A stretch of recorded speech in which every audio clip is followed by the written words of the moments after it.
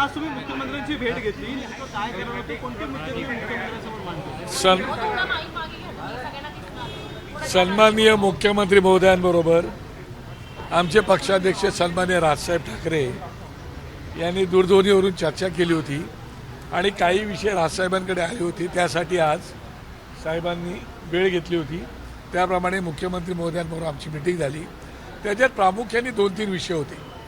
एक विषय होता तासिकेच्या रोजंदारीवरती काम करणारे आमचे आदिवासी बांधव जे आश्रमशाळेत काम करतात त्या बांधवांना रोजंदारीवरती तसंच काम करायला ठेवावं अशा प्रकारचा एक विषय होता. त्या विषयाबाबतीमध्ये ते आलेले आहेत, ते स्वतः बोलतील. दुसरा विषय होता गिरगाव चौपाटी आणि ससून डॉकमधले जे कोळी बांधव आहेत त्यांना PPTनी काहीतरी जागा खाली करायच्या नोटीस दिलेल्या आहेत आणि त्या विषयावरती सुद्धा विषय डिस्कशन झालं. आणि त्याच्यातही मुख्यमंत्र्यांनी अत्यंत सकारात्मक भूमिका घेऊन PPTच्या अधिकाऱ्यांशी बोलून त्यातून मार्ग काढतो अशा प्रकारच्या भावना व्यक्त करून दाखवल्या.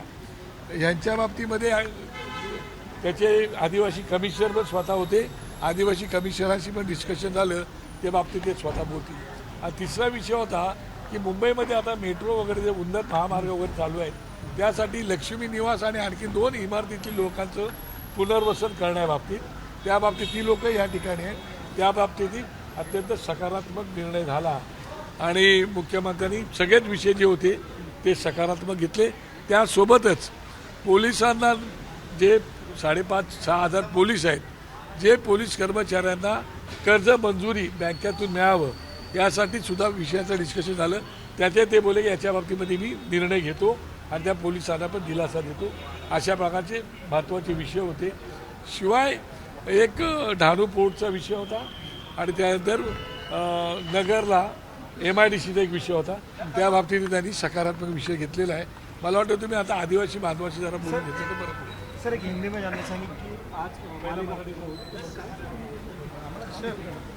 तुम्ही कशासाठी भेट घेतली आणि मुख्यमंत्र्यांनी काय सांगितलं? आम्ही गेल्या 24 दिवसापासून 21 मे 2025 जे खासगीकरणाचं आउटसोर्सिंगचं जे पत्र आहे त्या पत्राने आदिवासी विकास विभागामधील आश्रमशाळेतील रोजंदारी शिक्षक आणि वर्ग 4 कर्मचारी हे बाहेर पडलेले आहेत. त्यांच्या नोकऱ्या गेल्या आणि आम्ही 24 दिवसापासून आदिवासी विकास आयुक्तालयासमोर मोर्चा घेऊन बसलेले आहेत आणि त्याची दखल आमच्या राज्याचे आदरणीय नेते राजसाहेब ठाकरे, बाळासाहेब नांदगावकर साहेब आणि आमचे नाशिकचे नेते आदरणीय दिनकर अण्णा पाटील साहेब यांनी दखल घेतली आणि त्या माध्यमातून राजसाहेब ठाकरे यांना विनंती केली आणि तात्काळ आदरणीय मुख्यमंत्री महोदय यांच्या दालनामध्ये बैठक लावली. सदरील बैठकीमध्ये आदरणीय नांदगावकर साहेबांनी आमचा विषय प्रामुख्याने विशेष असा मांडला की ही सदरील कर्मचारी अतिशय दुर्गम भागामध्ये आदिवासी भागामध्ये 24 तास सेवा तासिका तत्वावर देतात. म्हणून ह्या कर्मचाऱ्यांना आपण आउटसोर्सिंगमध्ये न टाकता पुन्हा यांना याच कामावरती आपण संधी काम करण्यासाठी द्यावं. कारण ही सगळी गरीब कुटुंबातील वेल क्वालिफाईड शिक्षक आहेत. अगदी प्राथमिक असेल, माध्यमिक असेल, उच्च माध्यमिक असेल, ही सगळी व्यवस्थित शिक्षक आहेत. म्हणून आपण त्यांना पुन्हा या ठिकाणी संधी द्यावी.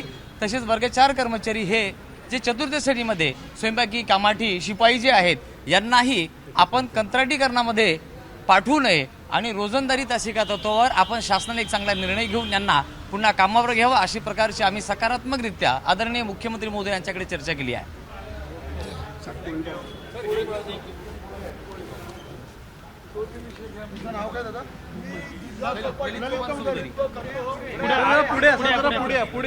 अजून पुढे गिरगाव चौपाटीचं प्रतिनिधित्व करतो.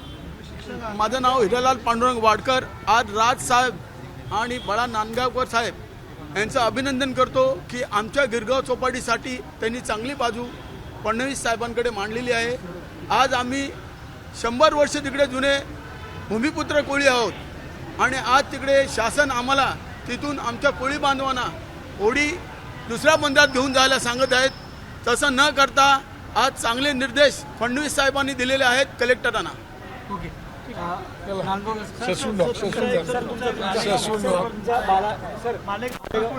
हे आलेला आहे, निकाल आलेला आहे. मनसेची काय प्रतिक्रिया काय काय मालेगाव सगळे निकाल काय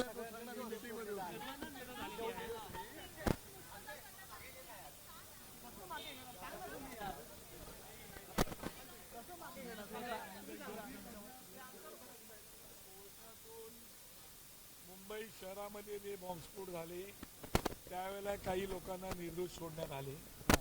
त्याच्यामध्ये बरेचसे लोकांची मतभिन्नता आहे आणि आता पुन्हा मालेगाव या ठिकाणी जे बॉम्बस्फोट झाले त्याबद्दल कोर्टाने निर्देश दिलेले आहेत. आता कोर्टाने जर एखादा निर्देश दिलेला असेल तर त्याच्यावरती टिप्पणी करणे मला काही उचित वाटत नाही. परंतु राज्य सरकारने या बाबतीमध्ये विचार करण्याची आवश्यकता आहे की नक्की जो कोर्टाचा निर्णय दिलाय त्याच्यात काही लूपहोल्स तर आपल्या का अधिकारी वर्गाकडून काय राहिलंय का, तशा प्रकारची भावना थोडीशी आधी राज्यकर्त्यांकडून गेली पाहिजेत.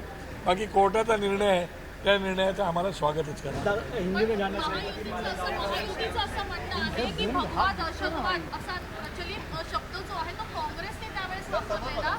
हा शब्द एक नरेटिव्ह सेट करण्यासाठी वापरण्यात आला होता आणि भगवा दहशतवाद हिंदुत्वाला बदनाम करण्यासाठी वापरण्यात आला होता. मला वाटतं त्या खरंच आहे भगवा दहशतवाद असं काही नाही हे लक्षात घ्या. पहिली गोष्ट मला एक गोष्ट आठवते, बाळासाहेबांच्या काळामध्ये भगवा गाढ होता. भगवा दहशतवाद काय शब्द मला पण योग्य वाटत नाही. तशा प्रकारची परिस्थिती नाही आहे की भगवा दहशतवाद आहे. मगर पण काय होतं कधी कधी दहशतवाद या शब्दाला काहीतरी पॅरलल पाहिजे म्हणून तो शब्द कदाचित आला असेल, पण तशी मला काय परिस्थिती दिसत. सर हिंदी में जानना चाहेंगे कि मालेगांव मुझे लगता है कि कोर्ट ने जो निर्णय दिया है उसके ऊपर टिप्पणी करना उचित नहीं मुझे लगता है. और कोर्ट जो निर्णय देता है वो सोच समझ के निर्णय देता है. उसके ऊपर सरकार नहीं सोचना चाहिए कि अपन जो भी कुछ सबमिशन करते हैं कोर्ट के सामने उसका सही अपन सबमिशन किया नहीं किया है. क्योंकि जैसे मुंबई बॉम्बस्फोट में भी बहुत सारे आरोपी ऐसे निर्दोष छूट गए, तो उसके लिए उसके ऊपर सरकार ने जांच करनी चाहिए और लोगों को दिलासा देना चाहिए कि हमने जो जांच की वो सही है या गलत है. तो लोगों में उसकी मत भिन्नता है. जैसे मालेगांव के बारे में मत भिन्नता हो सकती है, मगर जो कोर्ट ने निर्णय दिया उसका हम एबीपी माझा, उघडा डोळे बघा नीट.